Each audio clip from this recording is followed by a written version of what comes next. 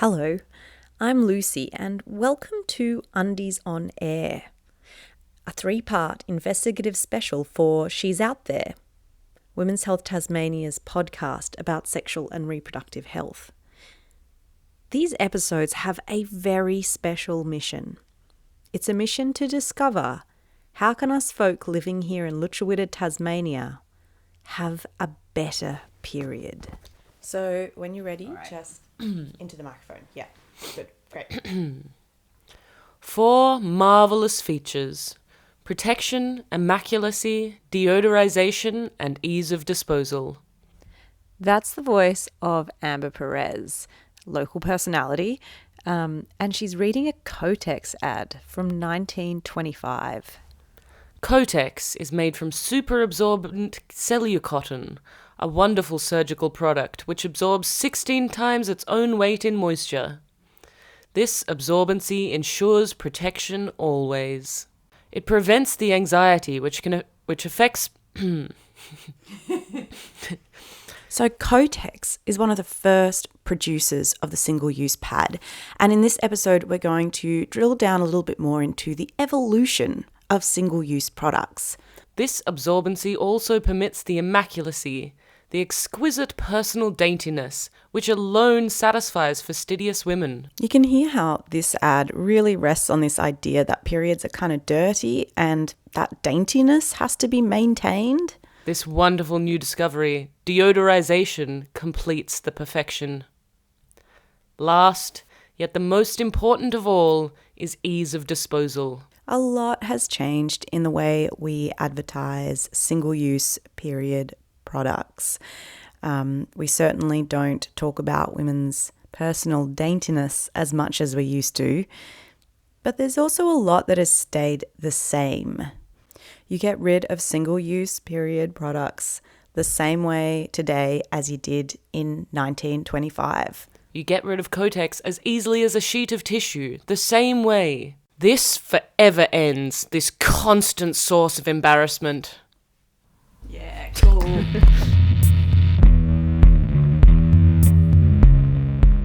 That's right. It goes into the bin.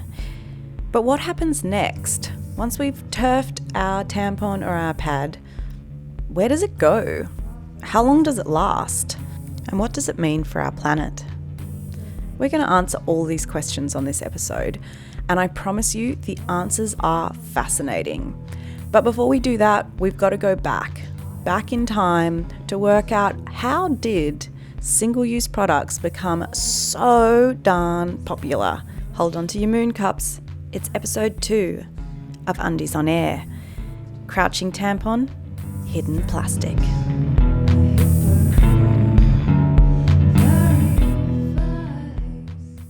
So my understanding is that they initially began maybe as far back as the late 1800s, when there were nurses who were looking for ways, particularly on battlefields, to absorb blood better, and they were looking for cheap enough ways that they could also dispose of.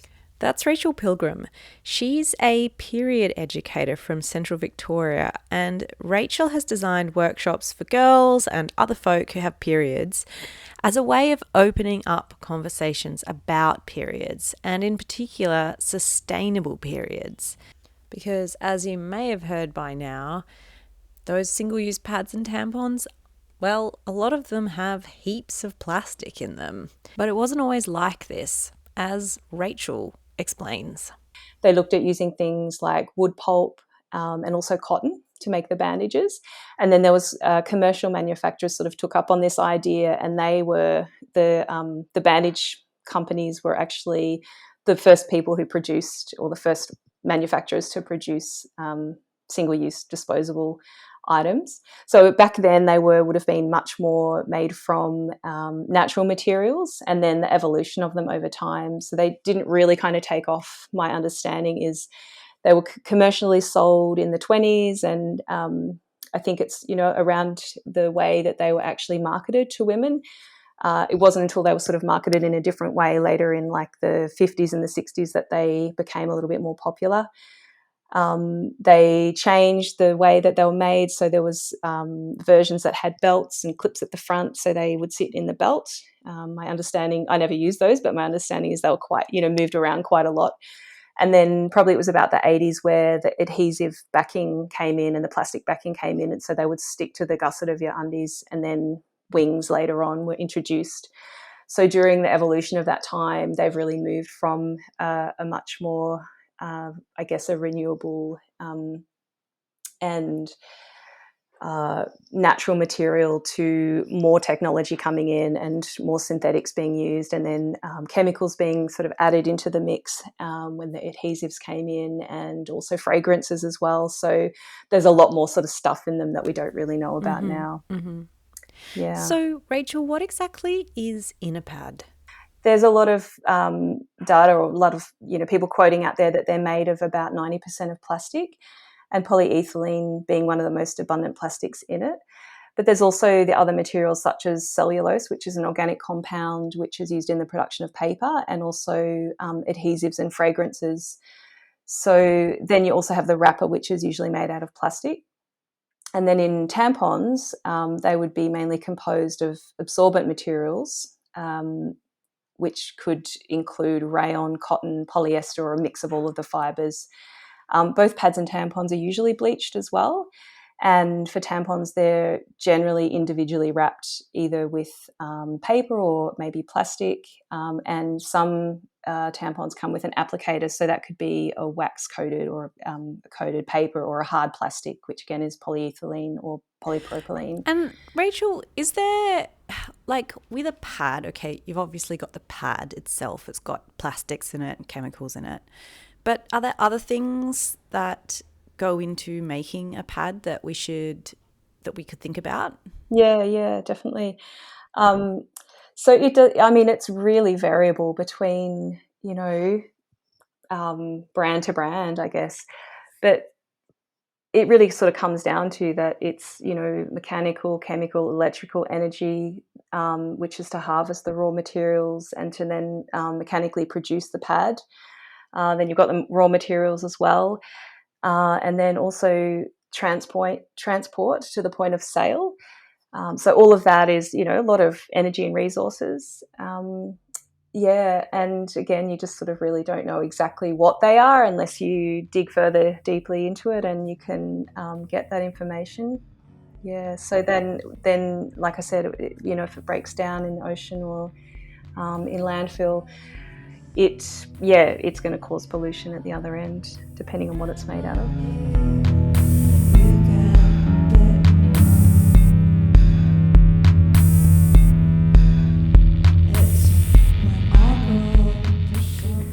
So what Rachel's saying is that the pad we throw away today is really different from the pad of the 1920s. There's more stuff, more plastics and chemicals in them, and they take way more energy to make. And these pads, once they go in the bin, what happens next? And why is it a problem?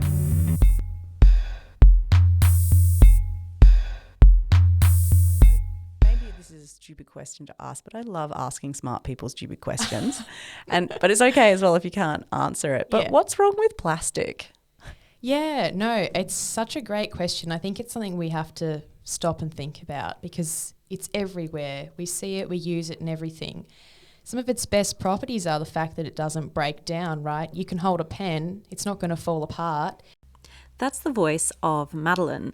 She's an environmental boffin and she's studying environmental health at UTAS. And she's here to give us the lowdown on plastic. Exactly. But that's also one of the issues in that when we're done with a product, when it's become waste, we can't use it anymore, it takes so long to break down in the environment. We can leave it in the sun and it'll release probably harmful substances, or it will just take a really, really long time. If you don't bury it and control where it's going, it'll end up in the waterways. And if you have things like microplastics from applicators, for example, well, we're now starting to see those in fish and other marine species, which is also a really big concern. Why might microplastics in getting into fish be a problem? Yeah, so it's a problem for the fish in the first instance in that it doesn't belong there. So it might make them sick, but what happens is as we go up the food chain, right, big fish eat small fish, we eat the big fish, maybe there's a few other steps in there, but all in all, it ends up coming back into our bodies and we really don't want that. So Madeline, you study environmental health. Can you tell me what is that? What is that course and what is environmental health? Yeah, sure. So environmental health is kind of the crossover between public health, so keeping humans healthy, and environmental science, looking after the environment. They obviously affect each other, so we want to do what we can to help the environment, and human activities do contribute to that. But we also want to make sure that humans are healthy and that we're giving them an environment that keeps them healthy. So you've been out to some landfill that's in the Hobart area. Yep. Can you answer for me a few questions? What's it like being out at a landfill site? What does it smell like? Yeah, that's a really good question. It really depends on the weather. So sometimes it can be a bit smelly, and we were told beforehand, maybe don't have lunch before you go. It wasn't too bad when we were actually on the tip face, but it was actually just very confronting seeing all the mounds of waste piling up everywhere. What we were standing on at the top of what seemed like a mountain was just waste and soil. So can you tell me a little bit more about the landfill itself? How does that work in a place like Hobart? Yeah, of course.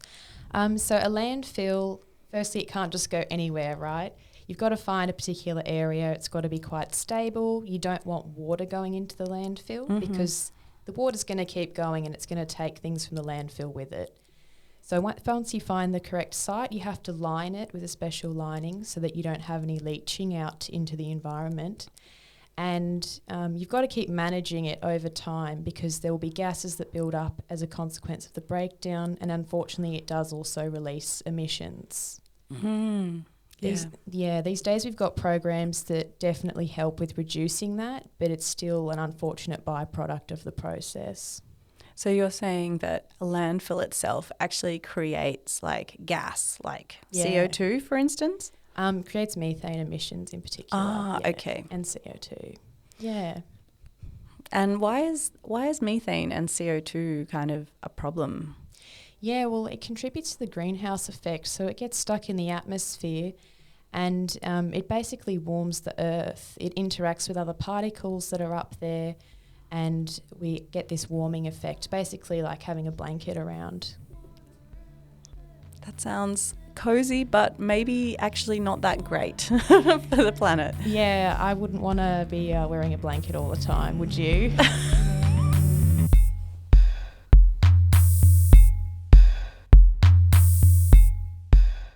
Let's take a deep collective breath.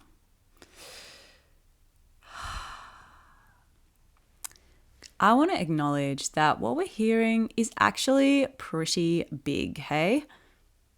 What we're hearing is that single-use pads and tampons, the thing that most of us have been using maybe since we got our first period, they're bad for the environment. Pads and tampons, they take a lot of energy to make. There's plastic in them or wrapping them. They go into landfill, which ultimately contributes to climate change. It's a lot to take in. One of the answers to the environmental impacts of single-use products is reusable period products. And I have a treat for you. The first season of She's Out There actually has this fantastic discussion of all the different kinds of reusable products you can use to manage your period. You can find it on the Women's Health Tas website. Just look for season 1, episode 1 of She's Out There with Monica Francia. But the question that's really got me curious is it really as simple as individuals just switching products? Yeah, definitely, right. You're never going to have a solution if you can't make it feasible for people. And whether that's providing them a service or giving them a tool or giving them a product like period undies, which they otherwise wouldn't have access to. In the end, we're all here, we're trying to work together and make things better. So we really have to cater to what people require. And yeah, economics and personal finance is a big social determinant of health. And it feeds itself, right? Because if people aren't able to make these healthier choices because they're not empowered to do so, or they don't have the means behind them, they're then living in a less healthy way, and their environment's less healthy, and then the cycle continues, right? And so we're trying to interrupt that cycle.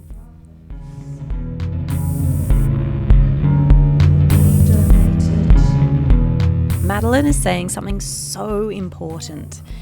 If we want to have a healthy environment, we need to empower everyone to participate in creating it. We need to come up with inclusive ways that enable people to have a real choice, so that moving away from single-use items makes sense and is feasible. In 2021, Women's Health Tasmania ran a project where we gave people who had a period 5 pairs of reusable period undies for free. The project was called the Undies Project, and I'll tell you what, it went off.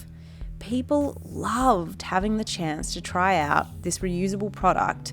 Many said they'd always wanted to try them, but they couldn't afford to give them a go. In fact, for some of us, they couldn't afford the monthly spend on single-use products either.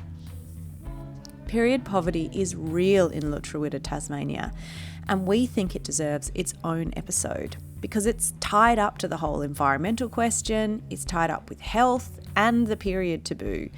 So we're going to leave you here on this kind of cliffhanger and humbly suggest that you queue up the next instalment of Undies on Air.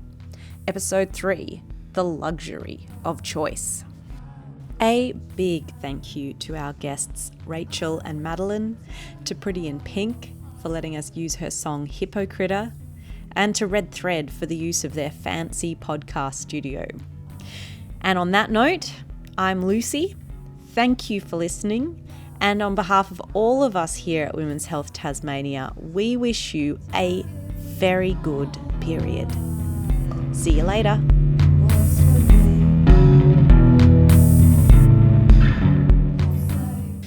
This podcast is made by Women's Health Tasmania. To find out more about us or the Undies Project, which inspired these episodes about menstruation, go to our website, www.womenshealthtas.org.au. This podcast was recorded on the lands of the Muanina people down in Nipaluna, Hobart. We extend our respect to their elders, past and present, and we acknowledge the Tasmanian Aboriginal people across Lutruwita, Tasmania as the ongoing custodians of this land. Always was, always will be.